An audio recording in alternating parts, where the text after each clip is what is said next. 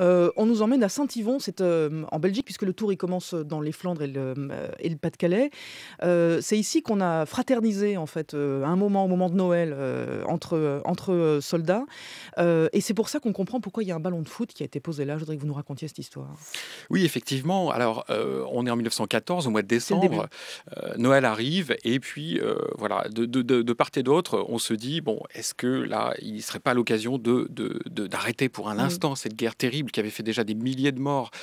Et des chants commencent à partir des tranchées allemandes.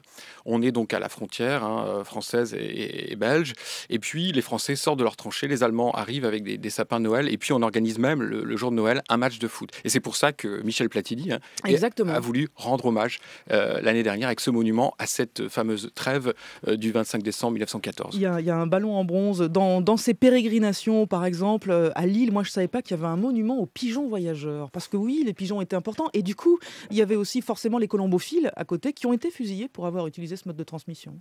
Oui, tout à fait, c'est tout ce genre de petites anecdotes, Exactement. hein, des petites histoires qui font la grande histoire, qui sont racontées dans ce guide du routard Grande Guerre 14-18. Alors à chaque fois, expliquer pourquoi on est là, raconter donc, Arras, la bataille, Béthune, Cambrai, et cetera. Ce qui a été reconstruit, ce qui l'a pas été. Ce qui permet d'avoir aussi un autre œil sur les villes. Je pense, il y en a beaucoup comme ça, je pense à Péronne par exemple, détruite à 90 sur le site de la bataille de la Somme, qui a été, l'une des plus terribles de la guerre et c'est important de, maintenant que c'est reconstruit forcément, de savoir à quel endroit on est et où dans ce genre de ville. Oui, tout à fait. On a tous en tête les images de Berlin 1945 complètement rasées par les bombes. Bah, il faut savoir que sur l'ancienne ligne de front, en Picardie, en Meuse, dans la Marne, c'était des villes entières qui étaient Mmh. comme ça, en état de ruine totale. Il a fallu tout reconstruire. Et c'est aussi, avec ce guide, rendre hommage aussi aux civils qui ont participé à la reconstruction de tous ces territoires. Alors, parmi les anecdotes croustillantes, j'en ai croisé une au passage. On parle des rations allemandes qui étaient mauvaises.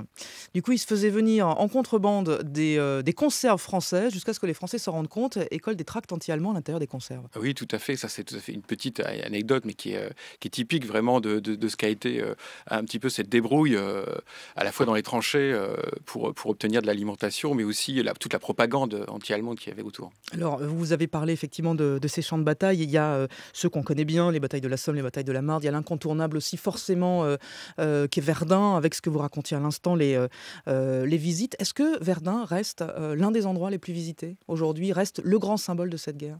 Alors pour la France, Verdun reste le symbole de la résistance. 1916, on Ouais. résiste à l'offensive et c'est pendant de très longues années le symbole de la mémoire de la Grande Guerre. Il faut savoir qu'aujourd'hui, Verdun n'a pas le monopole de cette mémoire. Mmh. Elle est aujourd'hui redécouverte partout sur la ligne de front et c'est tout l'intérêt de ce guide aussi, c'est de montrer que, par exemple, à des endroits moins connus ou qui ont été mis de côté, comme le chemin des Dames, par Ouais. exemple, à cause de la défaite française, hein, de l'offensive du général Nivelle, qui a été aussi l'une des causes des mutineries, eh bien, certains sites comme ça reviennent. Et je crois que c'est la grande force de ce centenaire de la Première Guerre mondiale. Mmh. C'est aussi de montrer d'autres aspects, d'autres territoires de la Grande Guerre. Votre endroit préféré, par exemple, vous, Franck Wiltard, ce serait lequel? Ah ben alors moi, je viens d'en parler, je suis originaire de l'Aisne, je suis attaché au chemin des Dames. Mmh. Il y a là, avec le lieu, hein, le lieu Craonne, la chanson de Ouais. Craonne. La chanson de Craonne, c'est un patrimoine immatériel. C'est quelque chose qui me touche, c'est un lieu très très fort. Et alors, ce serait la dernière question, c'est un vrai guide du retard. Donc ça veut dire qu'il y a aussi, des restaurants, ça veut dire qu'il y a des hôtels et cetera et c'est là qu'on voit jusqu'à quel point plein de gens ont restauré, y compris à la manière de et remettent à l'intérieur de ces lieux qui sont des restaurants classiques ou des hôtels classiques, des morceaux de cette Première Guerre mondiale, en fait.